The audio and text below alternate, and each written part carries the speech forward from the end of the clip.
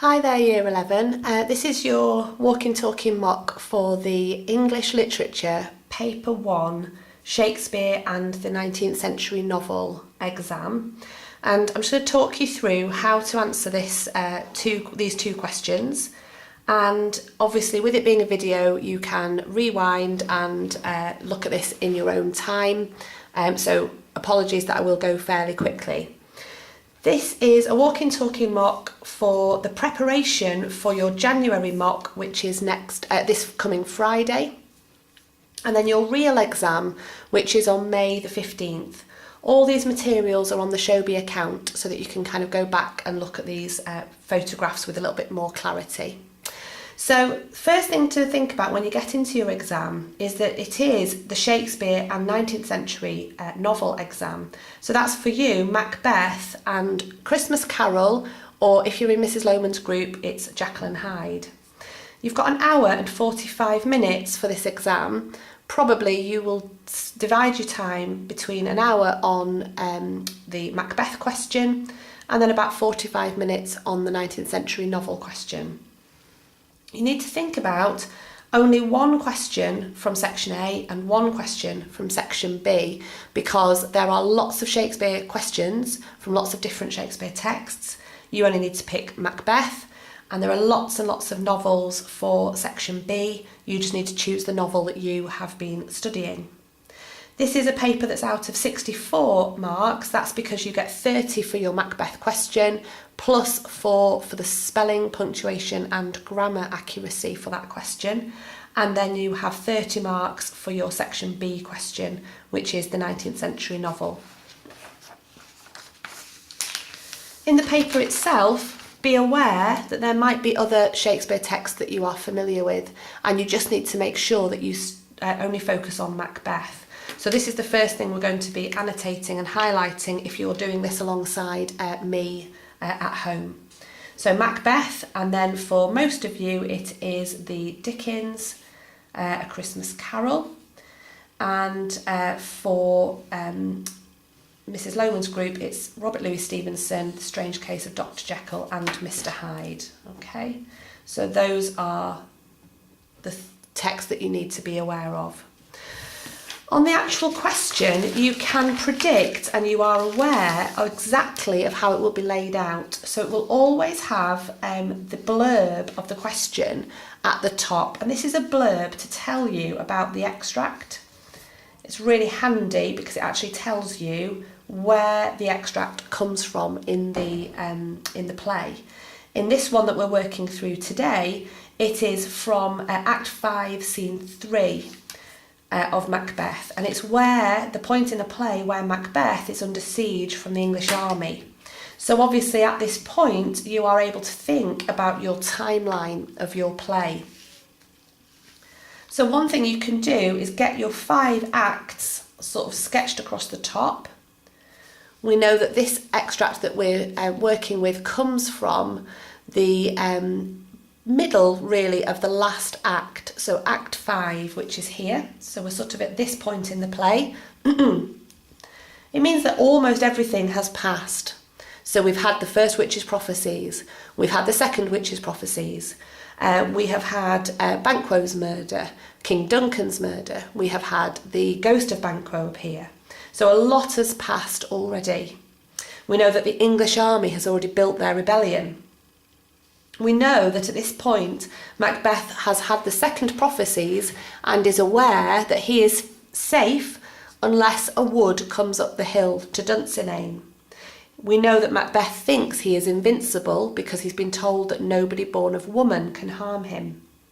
So getting a timeline is really helpful for you cementing where the extract comes from.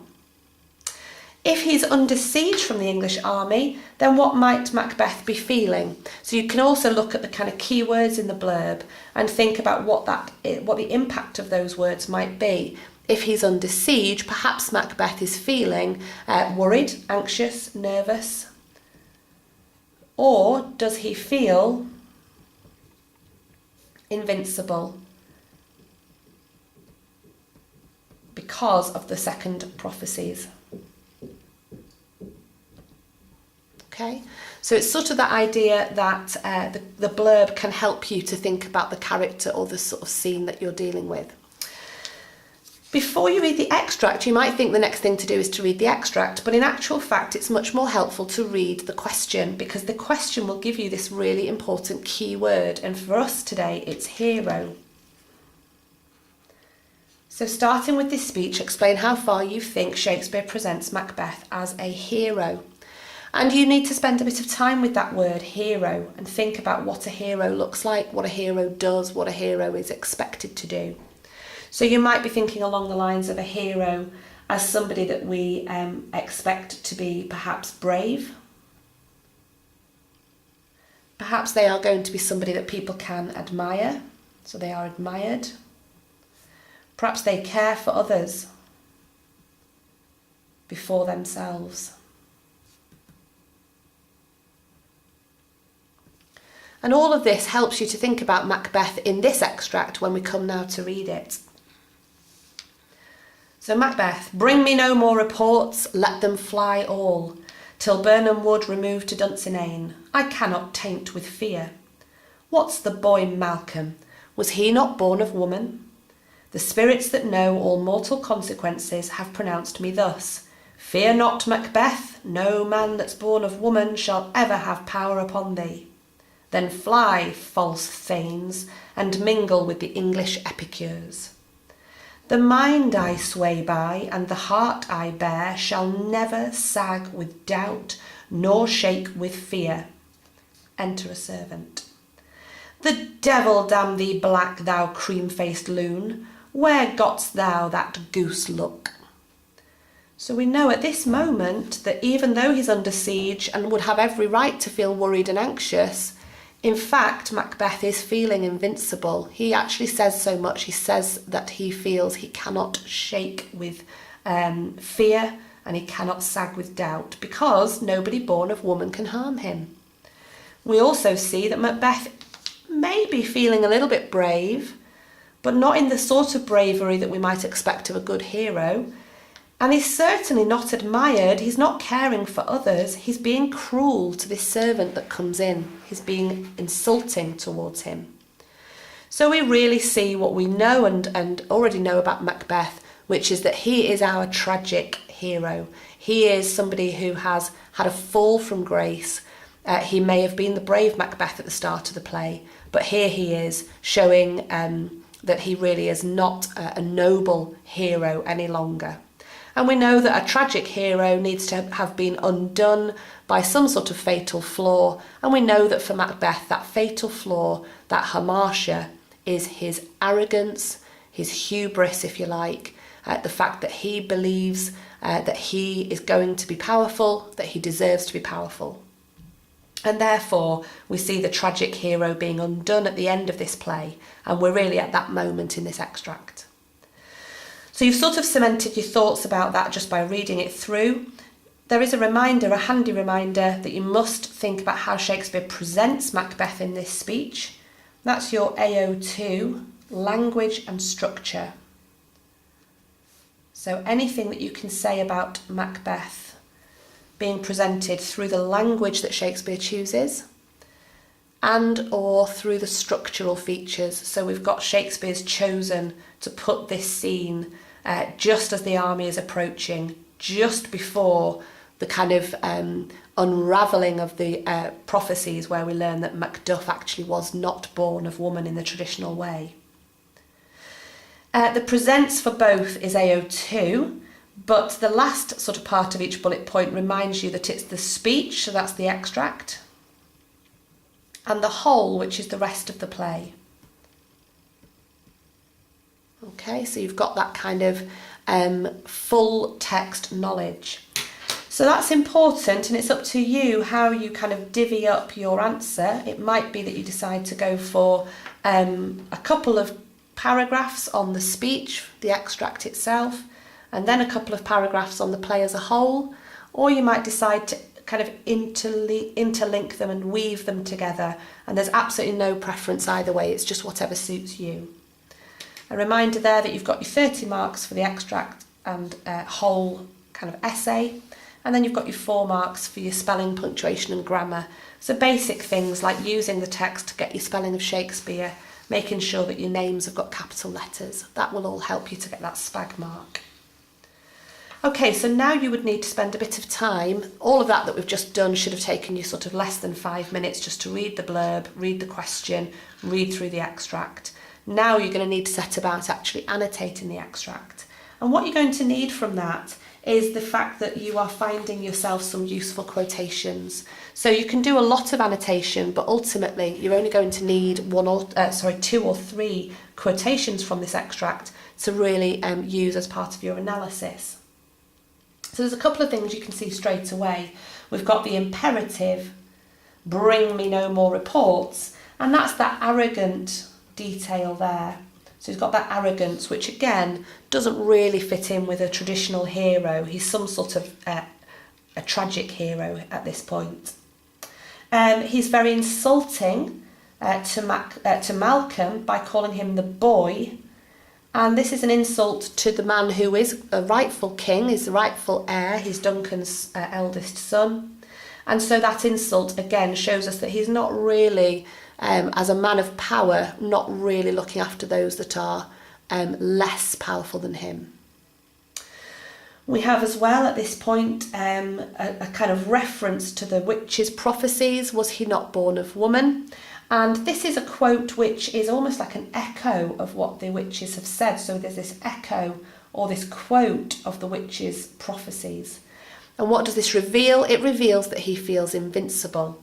So we've got that sense that Macbeth is going to be almost part of his own undoing, the fact that he thinks he is untouchable. There is also an irony because we come on to find out Macduff was born of caesarean section.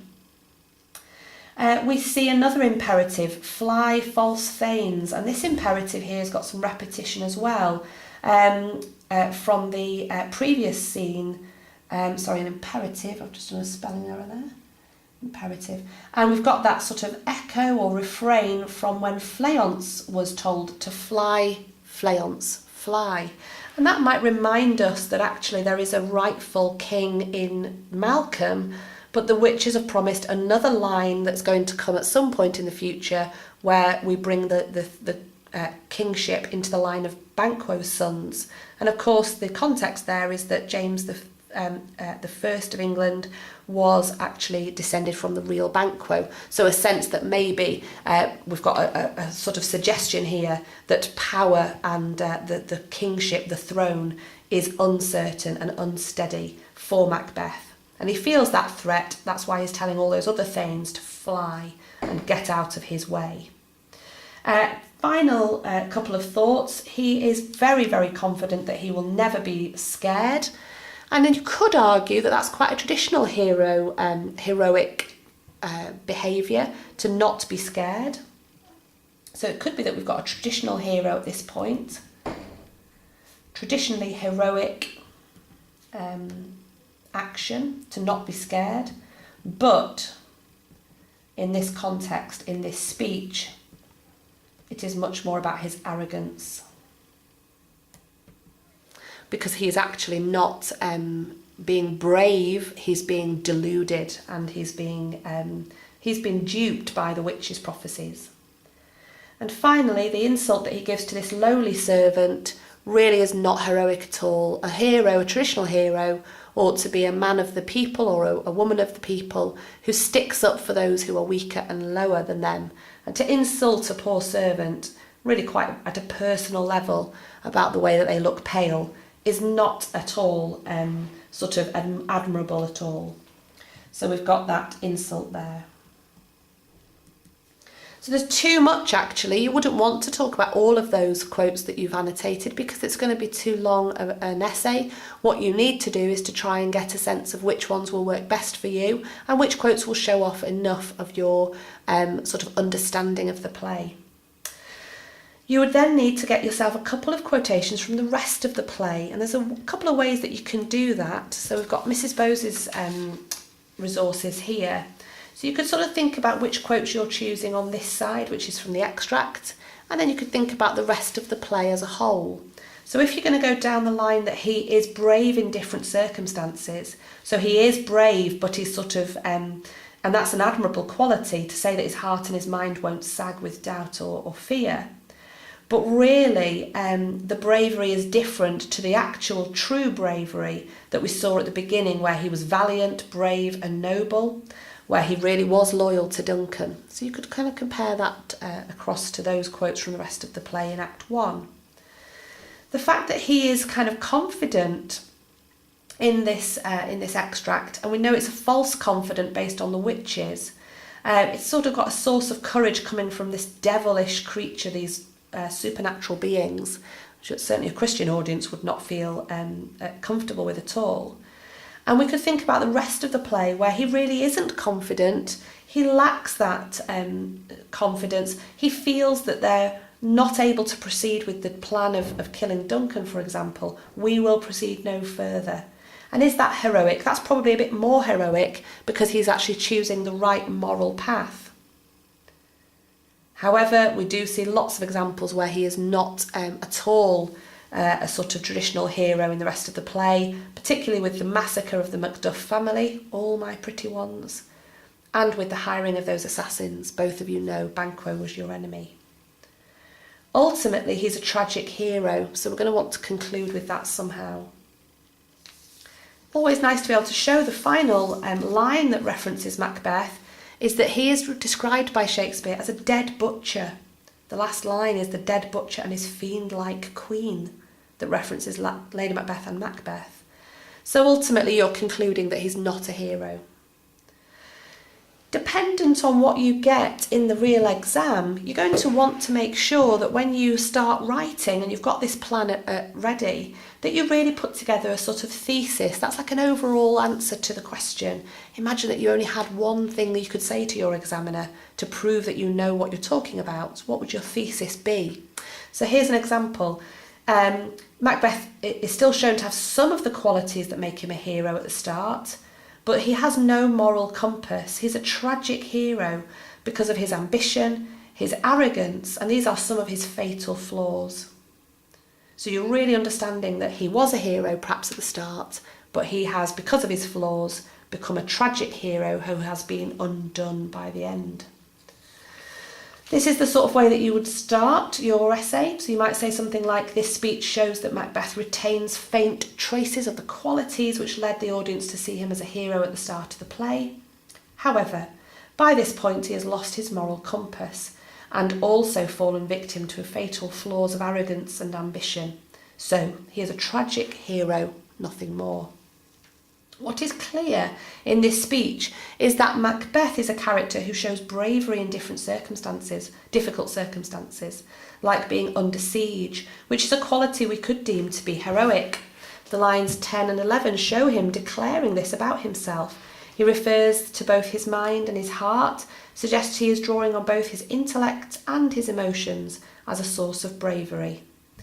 And on it goes, and you can read that on Shobi. So that's a good way into your essay, is to give your thesis statement and then zoom in onto your quotes that you've chosen.